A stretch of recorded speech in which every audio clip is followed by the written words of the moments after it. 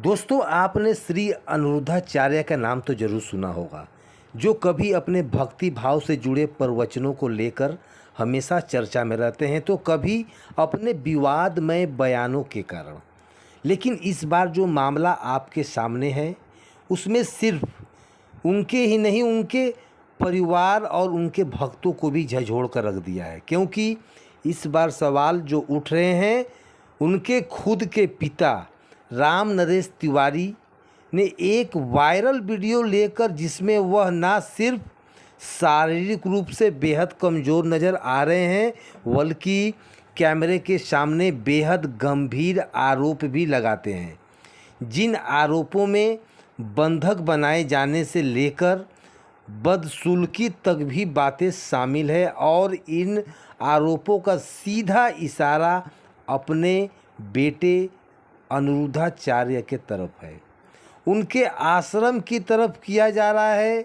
अब सवाल यह उठता है कि क्या एक बेटा जो अपने प्रवचनों में लोगों को माता पिता की सेवा का ज्ञान देता है, क्या वह सच में अपने ही पिता के साथ ऐसा व्यवहार कर रहा है, या फिर यह पूरा मामला किसी गहरी साजिश का हिस्सा है, जहां परिवार को तोड़कर संत की छवि को जो है शामिल करने की कोशिश की जा रही है।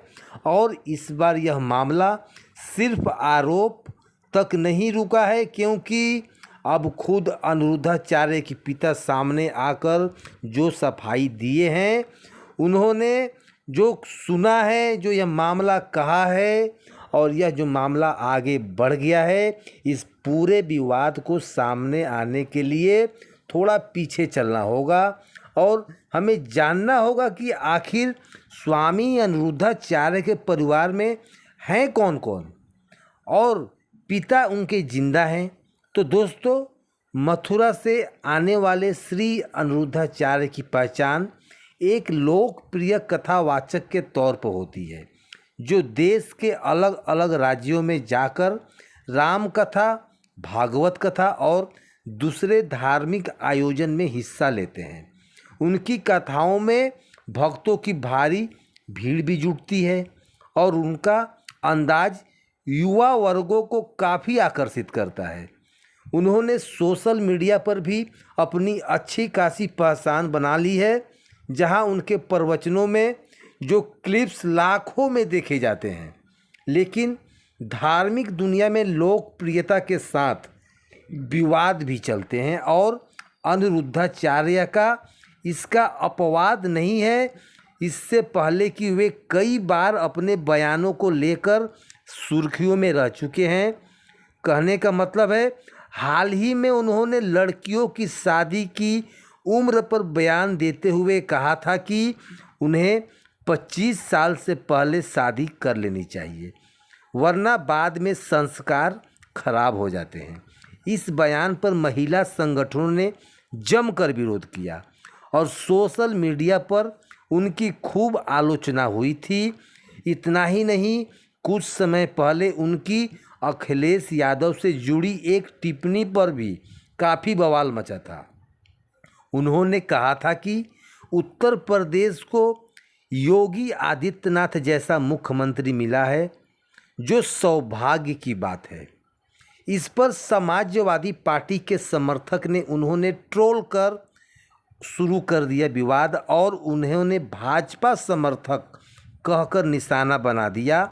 लेकिन इस बार जो मामला उठा है, वह इन सब से काफ़ी अलग है, क्योंकि इस बार मामला उनके ही परिवार से जुड़ा है। उनके पिता राम नरेश तिवारी खुद एक प्रसिद्ध कथावाचक रहे हैं, लेकिन अब उम्र के पड़ाव पर जब उनसे जो है जुड़ा एक वीडियो वायरल हो रहा है, जो पूरे देश को चौंका देता है। वायरल वीडियो में राम नरेश तिवारी कैमरे के सामने आते हैं, और उनके चेहरे पर परेशानी साफ नज़र आती है, और वह कैमरे की तरफ देखकर कहते हैं कि मैं अनिरुद्धाचार्य का पिता हूँ, और मेरा हाथ ऊपर नहीं उठ पा रहा है। मैं 1 घंटे से कर्मचारी यानी कर्मचारियों को अपना बुला रहा हूँ।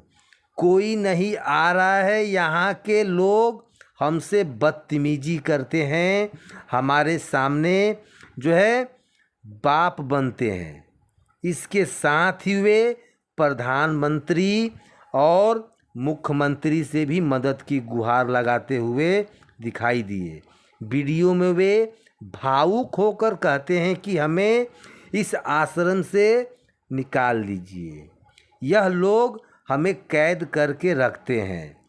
अब इस वीडियो के आते ही सोशल मीडिया पर बवाल मच जाता है, क्योंकि यह कोई मामूली बयान नहीं था।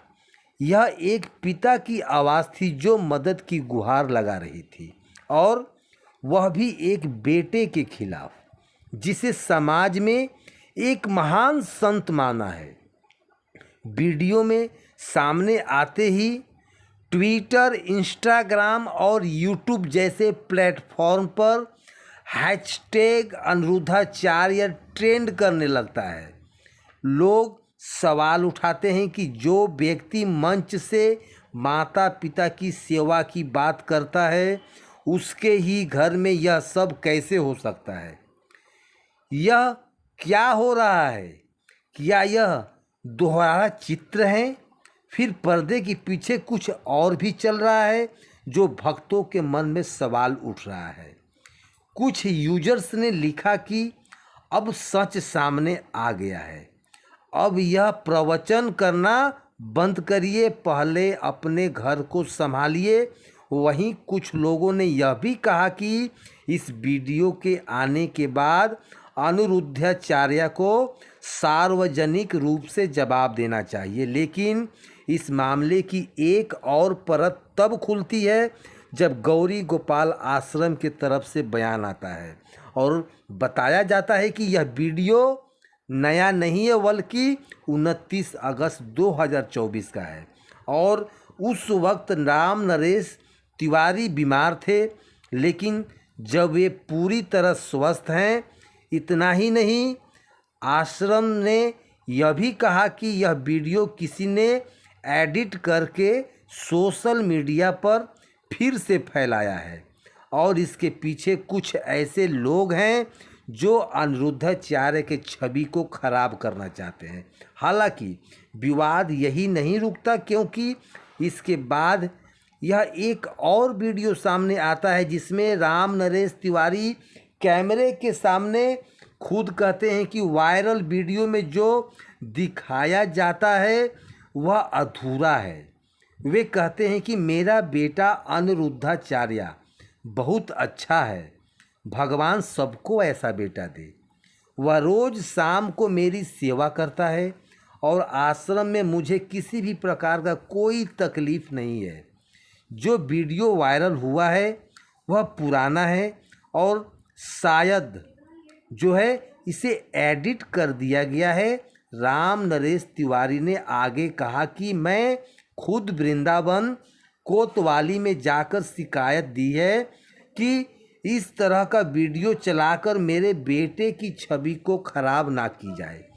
मैं अब यही कहूँगा कि यह सब एक साजिश है।